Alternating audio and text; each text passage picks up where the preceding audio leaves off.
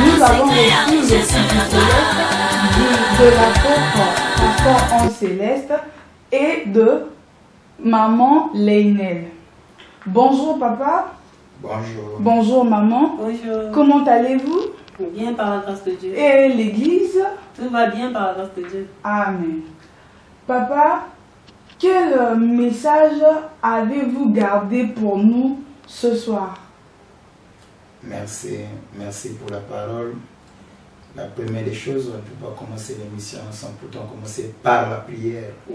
Je prie et je libère l'onction sur toutes les personnes qui nous suivent. Soyez tous bénis au nom puissant de Jésus.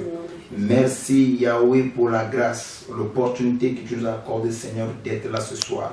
Au nom puissant de Jésus, laisse que toute personne qui écoutera ce message, qu'il soit transformé, béni, édifié, exhorté et man. Amen. Le message que nous avons pour les enfants de Dieu, c'est que nous sommes dans les phases de préparation sur notre 3e édition sur la seconde venue de Jésus-Christ dans le mois de juillet. Donc j'invite tous les enfants de Dieu, peu importe votre confession religieuse, que vous soyez protestant, kimbanguiste, catholique, je ne sais pas, l'église de Réveil, Ngunza, peu importe, vous êtes conviés à y prendre part et le Saint-Esprit sera là. Donc j'invite tous les enfants de Dieu à participer à cette grande convention qui sera là sur dont le thème est la seconde venue de Jésus-Christ. Donc c'est dans ce mois-là, le mois de juillet, dans quelques jours-là, qu'on va débuter cela. Que Dieu vous bénisse. Papa, je me demandais quel est le secret du mariage.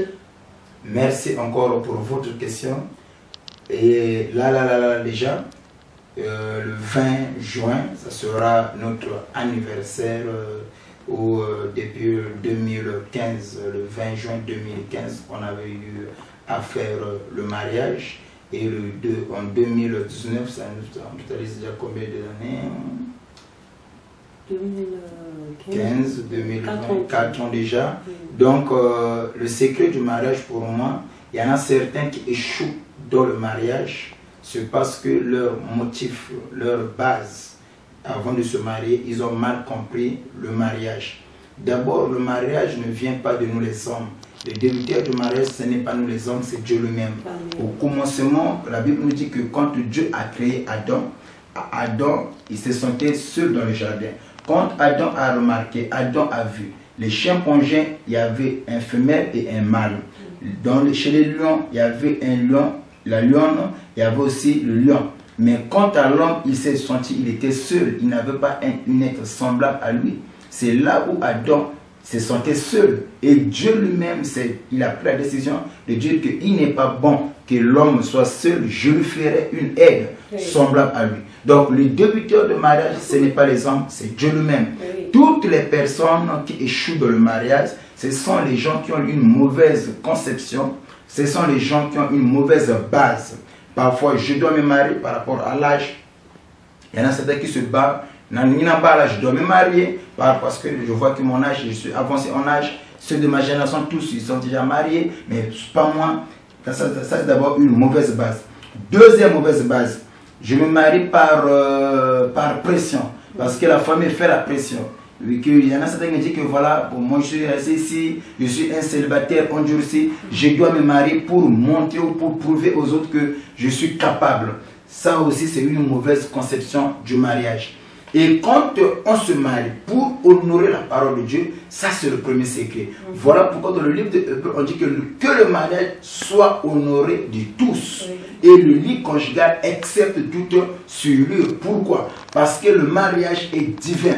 parmi les recommandations divines, le mariage aussi en fait partie. Donc le secret d'un mariage réussi, c'est lorsque la personne comprend pourquoi il doit se marier. On se marie pour honorer la parole de Dieu. Si tu te maries pour honorer la parole de Dieu, tu ne vas pas maltraiter ton partenaire, tu ne vas pas faire quelque chose qui pourra peut-être vexer ou blesser l'autre, parce qu'il y a un Dieu, il y a aussi Dieu qui est là, qui vous voit. Oui. Donc c'est ça le secret des mariages reçus, c'est honorer la parole de Dieu. Amen. Merci, papa apôtre. Je me demandais comment garder la vie de prière dans le mariage. Oui, c'est vrai. De nos jours, les gens ils prennent Christ du côté sauveur et non côté Seigneur. Et quand je prends Christ du côté sauveur, c'est là où nous croyons à un Dieu qui est capable de nous donner le mariage. Nous croyons à un Dieu qui peut nous guérir. Nous croyons à un Dieu qui peut nous sauver de nos histoires. Mais compte tenu du côté sauveur, laisser Christ nous guider, laisser Christ nous conduire, c'est là où beaucoup de gens n'arrivent pas à accepter cela. En un mot, pour garder la vie de prière dans le mariage, il y a lieu d'abord à comprendre tout ce don qu'on a eu vient de Dieu. Oui. Alors, un don qui vient de Dieu ne peut pas te séparer avec la source qui est Dieu lui-même. Oui.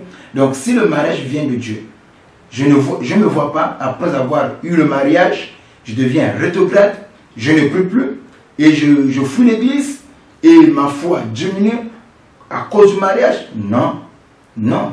Si je me marie, et que tout en sachant que ce mariage, je l'ai eu grâce à Dieu, je ne pourrai pas changer, peu importe la grâce, peu importe la bénédiction, peu importe ce que je pourrais avoir.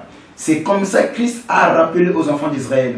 Quand vous verrez multiplier vos gros et menus bétail, n'oubliez pas l'Éternel, votre Dieu, qui vous a donné ces choses. Donc, pour garder la vie de prière dans le mariage, c'est la question d'être reconnaissant auprès du Tout-Puissant qui vous a donné ce mariage. Le mariage, c'est Dieu qui donne.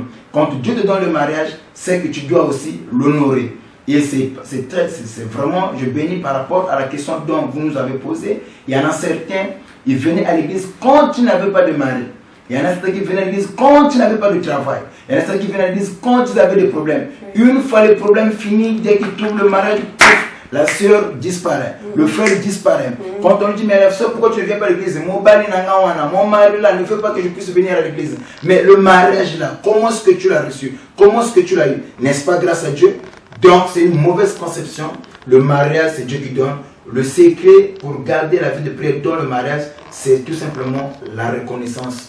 Toutes les personnes qui, quand ils se marient, ils perdent la vie de prière, ce sont les gens qui sont tout simplement les ingrats. Maman, j'aimerais que à travers cette séance, que vous puissiez prier pour toutes les femmes célibataires, des femmes pleureuses, les femmes qui nous suivent, les femmes rétrogrades, ceux qui priaient, qui partaient à l'église, et à cause des problèmes, ils sont devenus des rétrogrades. Prie pour eux afin que le Tout-Puissant puisse les assister dans leurs angoisses. Je prends l'autorité de la parole. Père de gloire, tu as dit dans ta parole que l'homme quittera. Yes.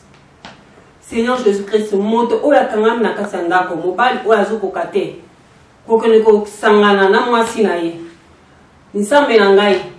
Azwa makasi, azwa kosa ya kotika ndaka baposhi ne Père de gloire ko sangana na oya ye Père de gloire.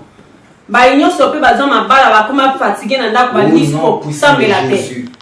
Père de gloire, je prends l'autorité de la parole. L'ongol moni au moins surtout à Bolemo. Il y a lourdeur cache na baro.